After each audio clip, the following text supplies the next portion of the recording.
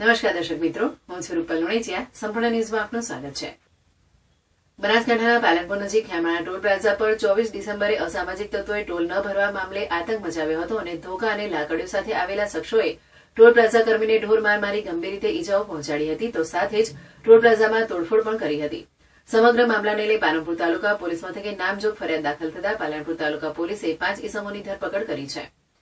બનાસકાંઠા જિલ્લાના પાલનપુરના Khemana toll plaza પર 24 ડિસેમ્બરે અસામાજિક તત્વોના ટોળાએ હુમલો કર્યાની ઘટના સામે આવી હતી, જે ઘટના ટોલ પર લાગેલા સીસીટીવીમાં પણ કેદ થઈ હતી. જેમાં કારમાં આવેલા કેટલાક અસામાજિક તત્વો ધોકા સાથે ટોલ પર પહોંચ્યા હતા અને અચાનક ટોલ પર રહેલા એક કર્મચારી પર હુમલો કરી તેને ઢોરમાર માર્યો હતો, તો સાથે જ ટોલ પ્લાઝાની કેબિનની પણ તોડફોડ કરી હતી. જોકે સમગ્ર ઘટના દરમિયાન એક ટોલકર્મી ગંભીર રીતે ઈજાગ્રસ્ત થયો હતો, જેને લઈ ઈજાગ્રસ્ત ટોલકર્મી દ્વારા પાલનપુર તાલુકા પોલીસ મથકે પહોંચી હુમલો કરનાર ઇસમો પર શખ્સોના નામજોગ ફરિયાદ દાખલ કરાઈ હતી.